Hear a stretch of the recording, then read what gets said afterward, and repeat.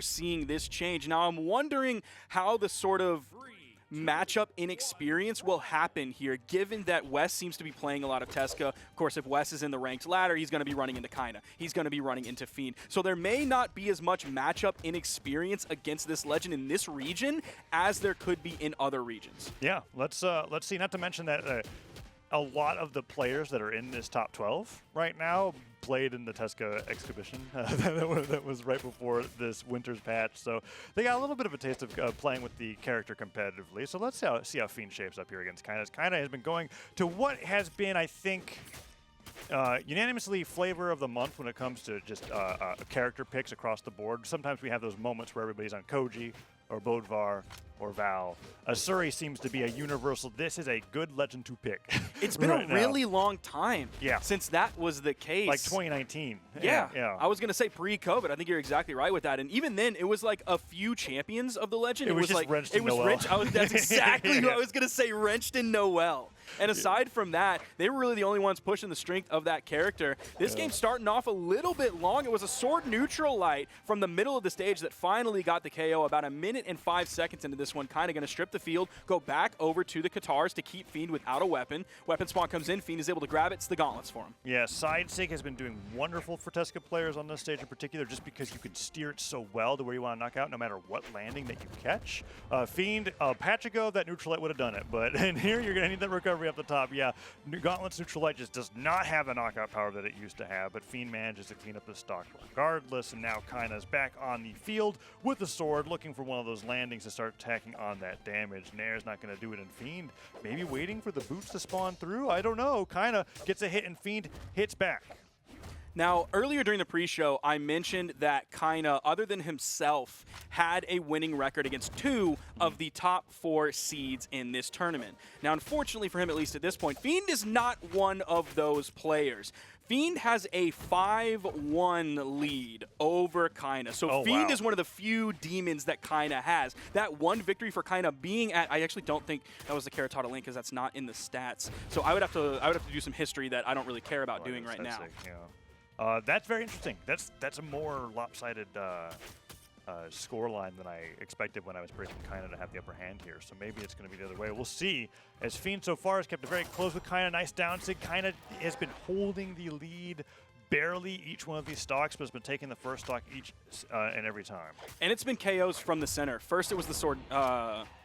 what was it? It was a sword neutral light from the middle. Yeah. And then it was that signature from the middle. So that means Kyna's damage per stock, even though we're on small Brawlhalla, the damage is going to be high. So a little bit inefficient here in the KOs, but it's not hurting him too much yet because their pacing in terms of the damage they're doing and the damage they're taking is about even between these two players. Kyna just going for one hit right now. Okay, got the 3-piece. The dodge came out after that, grabbing another 2-piece. Fiend stringing him across the stage. Oh, he's got to be careful with the recovery here. Could get stuffed by the dare. Ground pound pivoted, gets hit by the side air, weapon throw forces the dodge, but the kick from the boots recovery comes through, and that side air, no active input, pushes Kyna off stage. Ensig tries to get the jump over onto the stage, and Kyna goes in with an unarmed stare, recovery, side air, Fiend low on jumps, has to avoid this weapon throw, no, down air, just has enough knockback to seal the deal, and Kyna takes game number 1 over Fiend's Tesca.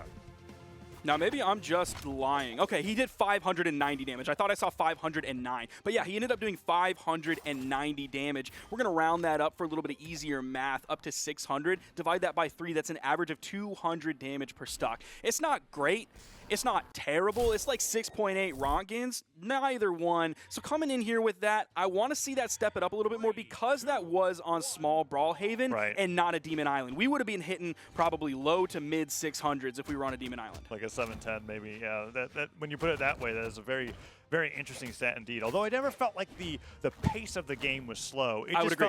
It just felt like that they were not landing their finishers in a way where they could rely on anything other than an end light to knock out. And you kind of remarked on that with the sword knockout that Kyna got in the previous match. So let's see if that gets balanced out here in game number 2. As we're back to Brawlhalla, Fiend hasn't swapped over to a spear legend like Arcadia or Hattori, as he's sticking with Tesca so far, and Kyna seems to be even more comfortable than before.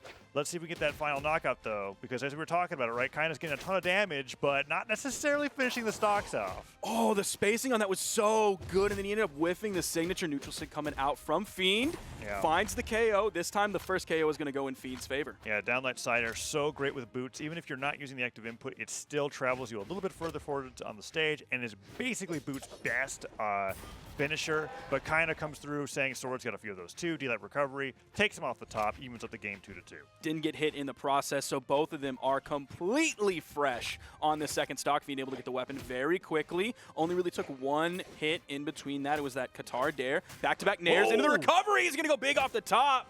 Yeah, that came so close to get him. Kind of so great with these downlights, and the weapon throw was actually really great if Fiend decided to recover towards the stage. Side lights through, and Fiend lands with a side air, kicks kind of off the stage. Another nice side light, not trying to follow too much off of that, and the Sarah will catch him. Oh, that side stick was so close. If he held that a little bit longer. And I get why he didn't.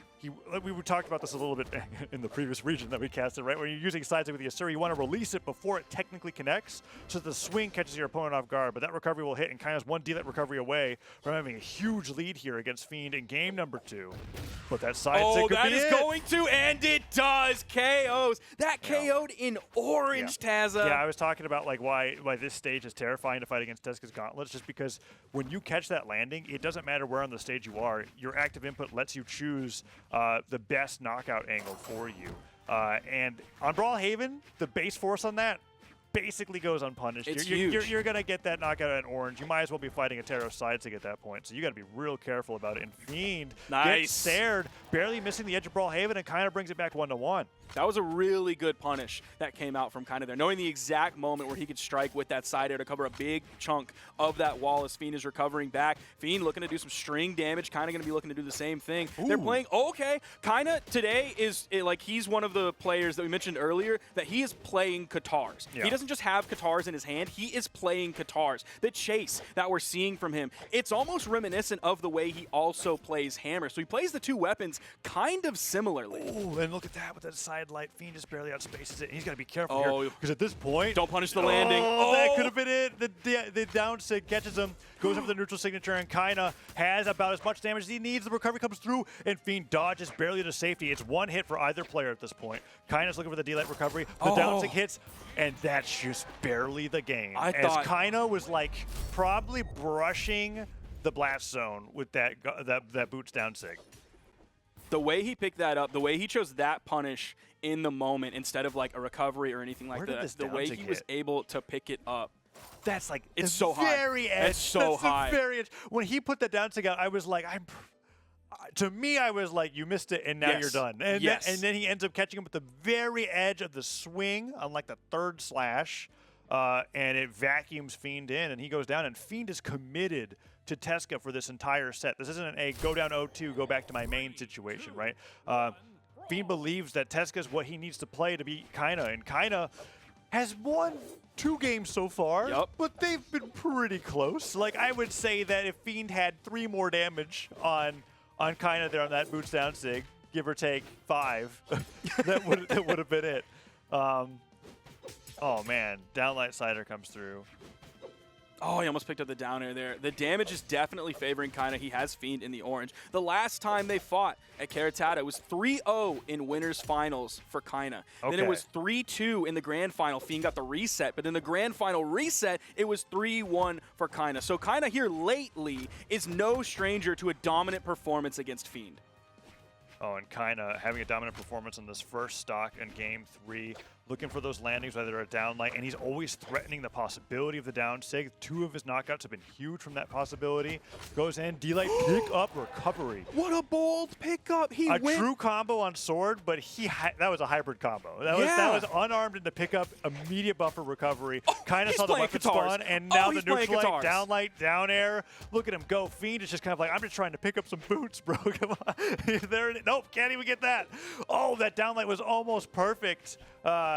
Fiend just gravity cancels a little too high, and then finally, boots on his feet, gets the side air, but that's not even enough to knock out yet, and Kyna's already almost got a lead on the second stock. Dude, I'm still reeling from that D-Light into the recovery. He could have just gone for the unarmed, and that might have KO'd, but no, he picked up the weapon so that he could get more force. Fiend is going to take out that stock, even up those stocks, but he is so far behind right now. Yeah. His goal should be weapon-starving Kyna, because we haven't seen too much unarmed yet. He probably has some, but no, it's going to be the Katars. Picks him up straight away. You already see the side air coming out. Those big moves, the D-Light, immediately back to the ground, seeing where Fiend was going to dodge so he could pick up the recovery. Again, he did the same thing. Ooh, sidelights are coming through. Nair and a neutral light. Doesn't hit. Nice shot with the boost, but the D-Light ground pound comes from Kyna. Kyna's unarmed is so as sick. good as his so sorted Katars. It's like, it's fantastic. He's been using it just to get these knockouts on the edge. He's been comboing it into weapon pickups that get the knockouts as well. Recovery Nair comes out from Katar's attack on even more damage, and Fiend doesn't look like he has a chance here with the Tesca against Kyna.